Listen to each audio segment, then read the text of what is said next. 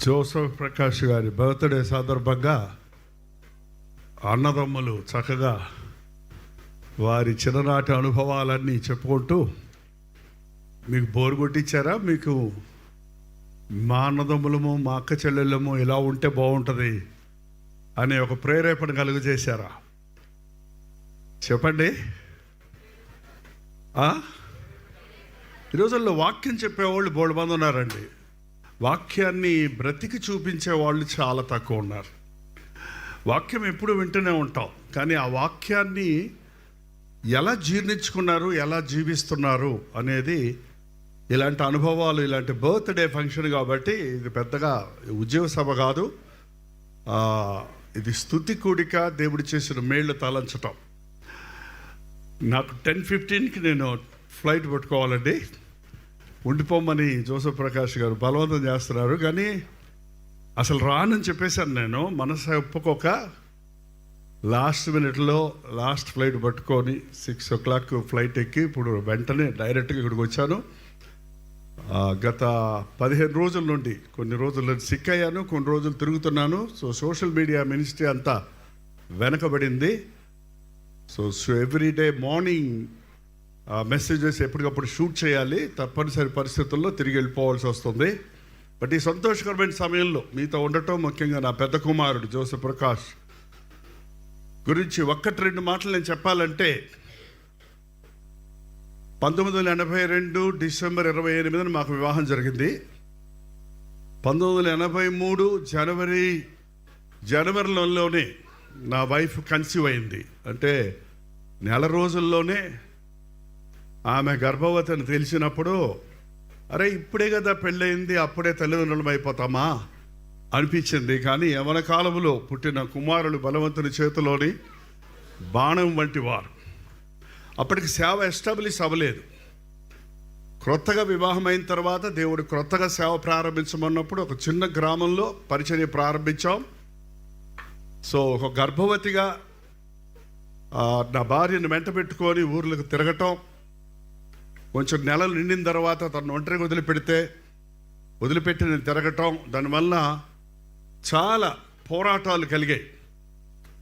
అయినప్పటికీ దేవుని మహాకృప వలన తల్లి గర్భంలో ఉన్నప్పుడేనండి సైతానికి తెలుసు కొంతమంది బిడ్డల్ని అటాక్ చేస్తాడు సాతాను. మన రాజ్ ప్రకాష్ విషయంలో కూడా మీరు చూస్తున్నారు, ఇవాన్ విషయంలో హైదరాబాద్ వచ్చినప్పుడు. అలాగే గర్భవతులుగా ఉన్న తల్లుల మీద, గర్భంలో ఉన్న శిశువు దేవుని కోసం ప్రణాళికలో ఉన్న వారిని ఎట్లగన్నా కృంగదీయాలని అపవాది ఎప్పుడూ తంత్రాలు చేస్తాడు. కానీ దేవుని కొరకు నిలబడ్డప్పుడు అవి జయిస్తాం. జోసఫ్ ప్రకాష్ గర్భంలో ఉన్నప్పుడు 7వ నెల 8వ నెలలో తనకి కాళ్ళన్నీ కాలిపోయి, వేడి నీళ్ళు పల్లెటూరులో ఏంటంటారు ఆవిరి పెట్టాలి, మాత్రలు వేసుకోకూడదని వేడి నీళ్ళు ఆవిరి పెడుతూ అవి వదిలేస్తే అవన్నీ తొడల మీద పడిపోయి కాలిపోయి సెప్టిక్ అయిపోయింది.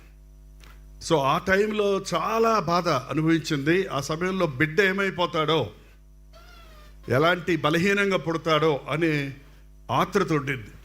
మరి దేవుడి మహాకృప వలన చక్కటి కుమారుని 1983 సెప్టెంబర్ 16వ తారీఖు జోసఫ్ 17వ తారీఖు జోసఫ్ జన్మించడం జరిగింది. అప్పటికి మేము తణుకులో ఉన్నాం. అప్పటికి విదిన్ దట్ 6 monthsలో ఆ ఏరియా అంతట్లో నేను ఫేమస్ ప్రీచర్ అయిపోయాను. అక్కడ ఒక సర్కిల్ ఇన్స్పెక్టర్ గారు విజయ్ కుమార్ గారని అన్ని చర్చెస్ను ఏకం చేసి యునైటెడ్ క్రిస్టియన్ ఆర్గనైజేషన్ అని, అందరు చర్చి పాస్టర్లు, అన్ని చర్చి కాంగ్రిగేషన్స్ ఒకటిగా రావాలి, మనం గొడవ పెట్టుకోకూడదు, ఎవ్రీ మండే మనం గ్యాదర్ అవ్వాలి, ఎవ్రీ మండే జైపాల్ గారి ప్రసంగం అని చెప్పి ఎవ్రీ మండే కొన్ని hundreds of people, different denominations అందరితో కలిసినప్పుడు అక్కడ ఒక అద్భుతమైన ఉద్యోగ సభగా ఎవ్రీ మండే జరిగేది. ఆ ఇన్స్పెక్టర్ గారి భార్య ఈ మధ్య నిన్న ఎప్పుడు చనిపోయారన్నా, మొన్న 2 days back she died. Actually she expired. Kranthi Wesley ఒక మా మదరు ఐఏఎస్ ఆఫీసర్ డాక్టర్ రాజశేఖర్తో పాటు ఫ్లైట్లో చనిపోయారు చూడండి.